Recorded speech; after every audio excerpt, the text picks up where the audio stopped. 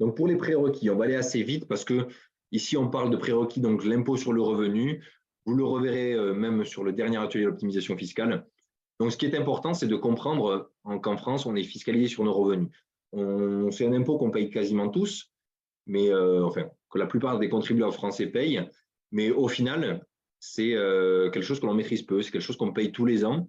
Mais par expérience, dans la plupart des rendez-vous que je fais, très peu de gens sont au courant du calcul de l'impôt sur le revenu. Donc, ce qu'il faut savoir, c'est que la première chose, c'est on déclare nos revenus, on peut faire le forfait ou les frais réels. Donc, le forfait, c'est on a 10% en moins de nos revenus, ou on fait les frais réels, et on déclare nos frais de route, nos frais de nourriture, tout ce genre de choses. Dans chaque méthode fiscale, il y aura toujours un forfait et un réel, où on le retrouvera dans l'immobilier aussi. Il y a toujours un forfait. Donc là, ici, dans les revenus, c'est 10%, et les frais réels, c'est nos frais à nous. Donc, ça, c'est une partie qu'on ne parle pas. Donc, on dira qu'une fois que les frais sont déduits, Pierre déclare 31 500. Donc, il est célibataire, il ne représente qu'une part. Il serait en couple sur la déclaration, il représenterait deux parts. Donc, on fait 31 500 divisé par 1, ça revient à 31 500. Donc, son taux d'imposition, son taux marginal d'imposition est à 30%. Beaucoup de gens aujourd'hui en rendez-vous, quand je leur demande leur taux d'imposition, on me dit 6, 7, 8%. En fait, ça, c'est un taux d'impôt à la source qui n'a pas réellement de valeur juridique. Là, je vais vous expliquer le barème de l'impôt qui est fait tous les ans par l'État. Donc, le barème de l'impôt, il y a plusieurs tranches. Donc, la tranche entre 0 et 10 700, donc on est imposé à 0. Entre 10 000 et 27 000, on est imposé à 11%. Entre 27 000 et 78 000, à 30%. Et plus on gagne, plus on est imposé. Donc ici, Pierre déclare 31 500 euros. Donc, il est dans la tranche à 30%, c'est la dernière. Mais l'erreur à se dire, ça serait faire 30% fois son salaire. Ça lui ferait presque 10 000 euros d'impôt, ça serait énorme. Quelqu'un qui gagne 31 000 euros. Donc, au final, c'est dégressif. Il faut remplir une tranche pour passer à celle d'après. Donc, on voit que de 0 à 10 000, il est à 0. De 10 000 à 27 000, la tranche est pleine. Donc, ça représente 16 000 fois 11%. Donc, ça lui fait 1 800 euros d'impôt. Et de 27 000 à 31 000, ça fait 4 000 euros fois 30%. On entend souvent des fois la machine à café quand on travaille, tout ce genre de choses. On entend souvent, oulala, je vais passer de tranche, j'ai une augmentation, je vais être super imposé. Ça n'a aucun sens parce que c'est que ce qui va dépasser de la tranche qui sera fortement imposé. Donc au total, lui, Pierre, aura un impôt de 3 043 euros. Le schéma de Pierre, on le retrouvera jusqu'à la fin de la conférence immobilier pour tous les exemples. Voilà, c'est juste le même nom et la même fiscalité pour toute la conférence. Petit détail donc, que vous retrouverez en bas ici. Quand on est seul dans son foyer fiscal, on pèse une part. Quand on est deux, deux parts. Encore une chose qu'on entend pas mal, c'est des gens qui se pacsent ou qui se marient pour un avantage fiscal. Au final, si c'est des gens qui ont les mêmes revenus, ça ne change rien. Le fait d'avoir deux parts, ça va faire juste une moyenne des revenus. Ça va faire, et si des gens ont exactement le même, déclarent la même somme, ça fera exactement le même impôt qu'ils soient célibataires ou qu'ils soient déclarés mariés ou pacsés. Donc, à part d'un point de vue patrimonial pour sécuriser le conjoint, bien entendu, et créer un foyer aux yeux de l'État, ça c'est le Pacs ou le mariage, mais ça n'a rien à voir avec la fiscalité. Quand on est avec un enfant, ça fait 2,5 parts fiscales. Quand on est avec deux enfants, chaque enfant pèse 0,5, donc ça fait une part pour deux enfants. Et le troisième enfant vaut comme un adulte, le troisième enfant. Donc faites plein d'enfants si vous voulez plein de parts fiscales.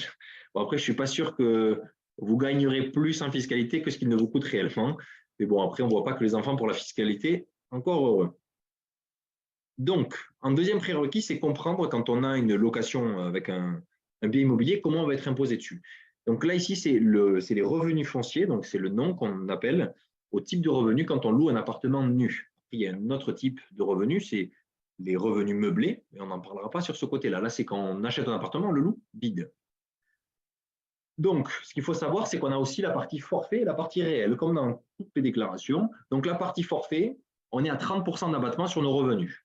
Donc, on est imposé que sur 70% de nos revenus fonciers. On déclare 10 000 euros, on est imposé que sur les 7 000. Donc, sur ces 7 000, on a 7 000 euros de revenus fonciers fois notre tranche d'impôt. Donc, vous avez vu, là, ici, Pierre, c'était 30%, plus 17,2%. 17,2%, c'est quoi? C'est les charges sociales en France, c'est la CSG-CRDS. Quoi qu'il arrive, qu'on soit imposable ou non, les charges sociales, on les paye quoi qu'il arrive en France. Peu importe votre type de revenu. Souvent, c'est des choses qu'on ne se préoccupe pas trop parce que c'est la différence entre notre brut et notre net avec notre revenu. Donc, nous, dans notre net, on calcule par rapport à ça. mais les charges sociales sont déjà déduites de nos revenus. Si on fait des placements financiers, les 17,2, on les a aussi en impact. Et quand on fait de l'immobilier, vu que c'est le locataire qui nous donne l'argent directement, ben, l'État nous enlève les charges sociales une fois qu'on fait la déclaration. Et si on est quelqu'un qui ne paye pas d'impôts, on paye même avec les revenus immobiliers les 17,2%. Donc, et après, il y a le régime réel. Le régime réel, c'est quoi? C'est on déclare réellement nos charges. Donc, ce qui est important, c'est on fait les plus, donc c'est les revenus fonciers dans l'immobilier, c'est ce qui nous fait gagner de l'argent, c'est les plus, et les moins, c'est quoi? C'est les frais de gestion. Frais de gestion, on retrouve la taxe foncière, les charges de copropriété, on retrouve les assurances, s'il y a un gestionnaire locatif, un agent immobilier qui gère le bien pour faire les états des lieux, les entrées locataires, tout ça. Voilà, c'est toutes ces charges-là qui vont être estimées à peu près autour des 30%. Et on fait les revenus fonciers moins les 30%, et après le bénéfice est imposé. Donc, le delta va être imposé pareil, donc par le taux d'imposition plus les 17,2. Dans ce cas-là, finalement, on peut se dire que c'est exactement la même chose. D'un côté, on enlève 30% d'abattement et après on est imposé, et de l'autre côté, on enlève 30% de frais de gestion et après on est imposé. Finalement, on enlève 30% quoi qu'il arrive. Là, déjà, on pourrait me dire quel est l'intérêt de s'embêter à déclarer toutes nos charges si on a le même abattement. En fait, c'est que quand on fait un crédit, et très souvent quand on fait de l'immobilier, on le fait à crédit. Donc là, je vous remets exactement le même schéma que tout à l'heure. Quand on fait de l'immobilier à crédit, mais ça va venir changer ce régime réel parce qu'on va pouvoir venir déclarer les intérêts que l'on paye et l'assurance du crédit que l'on paye. Finalement, on fait notre bien à crédit quoi qu'il arrive. Donc, le fait de faire le régime réel, ça nous permet de déduire de notre fiscalité les intérêts que l'on paye dans nos mensualités. Et ça peut amener des fois un déficit foncier. Donc, le déficit foncier, c'est quoi? C'est quand on va avoir trop de charges par rapport aux revenus fonciers. Donc, au final, on va avoir 11 000 euros de charges, par exemple, et 10 000 euros de revenus. Donc, ça nous fait moins 1 000. Et ces moins 1 000, on les multiplie par notre tranche et ça nous fait un gain fiscal. Donc, pour aller un peu plus dans le concret, et donc là, j'espère que je n'ai pas perdu grand monde, mais il y en a beaucoup qui décrochent parce qu'il y a beaucoup d'informations. Ce n'est pas très grave. Dans tous les cas, notez ce que vous comprenez, ce que vous ne comprenez pas. Notez-le aussi et on le retraitera par la suite de l'événement. Le but, c'est essayer d'assimiler un maximum d'informations. Et si c'est trop compliqué, on le traitera plus calmement si besoin. Donc ça, c'est la partie régime réel. Si on voit des cas un peu plus concrets avec des exemples chiffrés, pour une personne qui est en début de crédit, souvent en début de crédit, on paye beaucoup plus d'intérêts. Je l'expliquerai un peu plus après le crédit. Donc en début de crédit, on paye plus d'intérêts. Donc si une personne elle est sur sa première année d'investissement locatif, elle va avoir 10 000 euros de revenus, 9 000 euros d'intérêts, 3 000 euros de charges. On voit ici que les charges dépassent les revenus. Donc au final, elle va avoir 2 000 euros sur son bilan foncier en négatif. Donc on fait 2 000 euros fois son taux d'imposition. Pierre, c'était 30%. Donc ça lui fait gagner 600 euros d'impôt. On a calculé sa fiscalité tout à l'heure qui était à 3 043. On fait 3 043 d'impôt, moins 600 euros. Donc sur l'année, Pierre sera à 2 400 euros d'impôt. Maintenant, si on essaie de regarder un autre schéma, finalement, Pierre, ça fait quelques temps qu'il loue son bien et il paye moins d'intérêts parce qu'il est un peu sur la fin du crédit, donc il paye un peu moins d'intérêts. Donc il déclare 10 000 euros. Il a 2 000 euros d'intérêt et 3 000 euros de charges. C'est toujours les mêmes. On prend pas, on dit que les loyers n'ont pas augmenté, les charges non plus, il n'y a pas eu d'inflation. On essaie de rester assez simple. Donc, il a 5 000 euros de charges et 10 000 euros de gains. Donc, finalement, son bénéfice est de 5 000 euros. Et donc, on fait 5 000 euros fois 30% et fois 17,2% les charges sociales. Parce que vu qu'il a gagné de l'argent, là, il a les charges sociales. Et donc, ça va lui rajouter en impôt 2 360 euros. Donc là, son impôt, au lieu d'être de 3 043 à la base, finalement, il sera de 5 400. Donc, on voit vite que la fiscalité, ça peut devenir un vrai problème dans l'immobilier. Et c'est très important de la gérer parce qu'elle va venir entacher notre rentabilité. Et si on ne la prend pas en compte quand on veut faire un investissement immobilier, ça peut venir causer pas mal de problèmes au fil des années. Donc, il y a des moyens de le déclarer, il y a des moyens de réduire cette fiscalité-là. Et donc, c'est pour ça qu'il faut arriver à la maîtriser dans l'immobilier. Parce que juste faire la mensualité de crédit moins le loyer, mais finalement, ça, beaucoup de monde sait le faire. Mais après, quand on essaie d'aller un peu plus loin, c'est important d'arriver à creuser vraiment tout ce côté-là. Donc ça, c'est la partie revenu foncier. Un autre prérequis, c'est l'effet levé de crédit. Là, le crédit, en ce moment, on l'entend tous, les taux d'intérêt sont en train de monter. Donc là, je vous ai mis une courbe de 2001 à 2021. Donc on voit que ça ne fait que diminuer. À partir de 2016, on arrive sur un plancher bas, on voit un joli creux. Et après, donc j'ai mis une deuxième courbe pour avoir la continuité, de 2018 à 2023. Et on voit que depuis 2022, depuis en fait qu'il y a beaucoup d'inflation, il y a beaucoup de tout ça, les taux d'intérêt ont bien monté. Si on essaie de regarder un peu plus dans le passé, finalement, on revient un peu à la norme des taux d'intérêt. Beaucoup de gens qui sont assez jeunes, comme moi j'ai 27 ans, donc je suis assez jeune, tous les gens qui ont entre, on va dire, 20 ans et 35 ans, qui se sont projetés d'acheter depuis 2016, mais finalement, on a l'impression que les taux d'intérêt classiques, c'est 1% ou 2%. Et finalement, 1%, c'est vraiment historiquement très, très bas, en fait. Et dans le passé, même dans les années 80, les taux d'intérêt étaient à 8-9% par an. C'est énorme. Et là, aujourd'hui, on revient plus ou moins à la norme des crédits. Donc, ce n'est pas une good news, hein, c'était mieux avant. Mais finalement, on n'est pas dans un état catastrophique. On revient plutôt à la norme de ce qu'il se fait dans les crédits. Maintenant, deux types d'intérêts. Très important de comprendre les intérêts de crédit et les intérêts générés grâce à des placements financiers, par exemple. Ces deux types d'intérêts, il y a un intérêt qui peut s'appeler banane et l'autre concombre, ils n'ont rien à voir, je vais vous expliquer pourquoi. Souvent, le crédit, on comprend que si on fait un crédit à 5%, on va payer plus cher que si on fait un crédit à 2%. Ça, on le comprend tous. Ça, c'est assez évident. Par contre, on a du mal à comprendre comment sont impactés ces crédits. Si je vous dis, vous faites un crédit à 5% et vous empruntez 150 000 euros, combien d'intérêts vous allez payer? Beaucoup feraient peut-être 150 000 fois 5%. Alors qu'en réalité, ce n'est pas ça, c'est un pourcentage annuel que l'on paye. Donc, j'avance. Si on fait 150 000 euros de crédit à 5%, ça fait, sur 20 ans, ça fait qu'en réalité, notre crédit nous a coûté 238 000 euros. Donc, dans ces 238 000 euros, il y a 150 000 euros qu'on a emprunté et le reste, on l'a donné à la banque. Si on place notre épargne maintenant de 150 000 euros, on a 150 000 euros de côté et on les place à 5% sur 20 ans. Donc, au final, on a 398 000 euros. Et là, il y a quelques personnes qui vont me dire, attends, moi, je connais les maths, les équations, ça me parle. Là, je ne comprends pas du tout. D'un côté, on a 150 000 euros, 5%, 20 ans. De l'autre côté, on a 150 000 euros, 5%, 20 ans. Et pourtant, au final, d'un côté, on a 238 et l'autre 398. C'est très bizarre. On n'arrive pas à comprendre cette différence des 160 000 euros qu'il y a. Mais au final, c'est parce que les intérêts ne sont pas du tout pareils. Les intérêts d'un crédit, on les paye par rapport à ce qu'on doit rembourser à la banque. C'est-à-dire que la première année, on doit à la banque 150 000 euros. On a emprunté 150 000 euros, on lui doit 150 000 euros. Donc, on va payer la première année 5% de 150 000 euros. La deuxième année, on a déjà remboursé une partie. On doit peut-être plus que 140 000 euros à la banque. On doit 140 000 euros à la banque, et donc ça va être 5% de 140 000 euros. Et plus on va avancer dans le crédit, moins on va payer d'intérêt. Notre mensualité va rester la même, mais dans cette mensualité-là, on va rembourser de plus en plus vite notre crédit et on va payer de moins en moins d'intérêt. Au bout de 10 ans, on doit peut-être plus que 100 000 euros à la banque.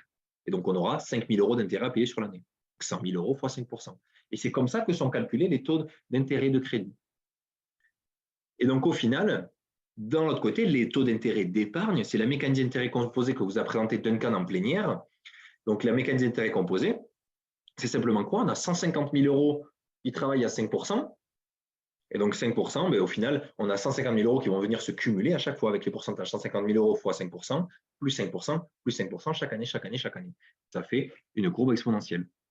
Donc ça, c'est quelque chose qui va être assez pertinent à comprendre, la différence des deux, pour comprendre l'effet de levée de crédit. Si maintenant on se projette avec un cas un peu plus réel, on essaye d'emprunter 200 000 euros pour un investissement locatif à 3,5 sur 25 ans. Donc les taux de 3,5, c'est un peu ce que l'on va retrouver d'ici cet été. Alors, je n'ai pas de boule de cristal, mais c'est un peu ce qui est dit.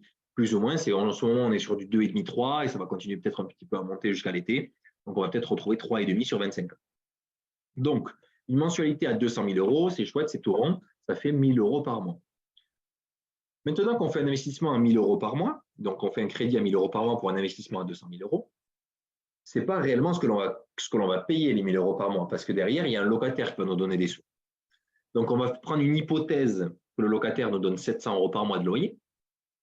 Et donc, on ne va pas prendre le côté impact fiscal en jeu, vu on va dire qu'on est dans les premières années et qu'on est au régime réel, et donc du coup qu'on ne paye pas d'impôts. Comme ça reste un cas beaucoup plus simple. Donc, pour cette partie-là, finalement, ce que l'on sort tous les mois, c'est plutôt 300 euros par mois que plutôt 1 000 euros par mois. Les 1 000 euros, c'est le crédit, et 300 euros par mois, c'est ce que ça nous coûte réellement. Donc maintenant, si on détaille un peu plus, dans la mensualité de crédit, donc dans les 1 000 euros par mois, il va y avoir, elle va être répartie entre 400 euros de capital qu'on rembourse à la banque, et 600 euros sur la première année que l'on donne à la banque en intérêt.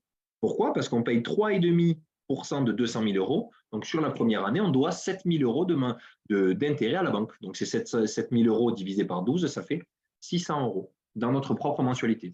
Donc, dans notre mensualité, on rembourse 400 euros des 200 000 et 600 euros que l'on donne à la banque. Et plus on va avancer dans le crédit, vu qu'on doit de moins en moins d'argent à la banque, on remboursera de plus en plus de capital et on payera de moins en moins d'intérêt. Donc ça, c'est une partie qui est assez compliquée, Mais juste ce que vous pouvez comprendre, c'est que finalement, on rembourse 400 euros de capital et notre appartement nous coûte 300 euros par mois. Donc, on rembourse une dette à 400 euros par mois et nous, ça nous coûte 300. Donc, on s'enrichit automatiquement de 100 euros par mois. Donc, ça, c'est l'effet de levée de crédit. Et donc, au fur et à mesure des mois, plus on va avancer, plus on va rembourser vite, mais plus on va s'enrichir, en fait, finalement. Le mois d'après, on va s'enrichir de 101 euros. Le mois d'après, on va s'enrichir de 102 euros. Et en fait, c'est cet écart entre ce que ça nous coûte et la dette que l'on rembourse. C'est comme ça aujourd'hui que l'on fait les meilleurs développements, c'est par la dette. On le voit par la dette de l'État, on le voit par la dette de toutes les multinationales. C'est par la dette qu'on arrive à créer pas mal de richesses. Donc cet effet de levier-là est assez intéressant.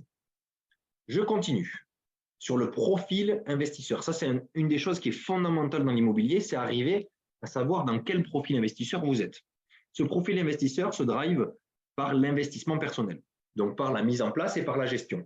C'est-à-dire ce qu'on est prêt à faire pour trouver un bien, si c'est nous qui allons le rechercher par les compétences que l'on a, trouver le bien dans le bon endroit, le bon emplacement, avec la bonne copropriété, avec tout ça, et la gestion qu'on est prêt à y accorder. La gestion aussi bien nous faire l'entrée des locataires ou non, savoir même la gestion, faire sa propre étude patrimoniale, faire toutes ces choses-là.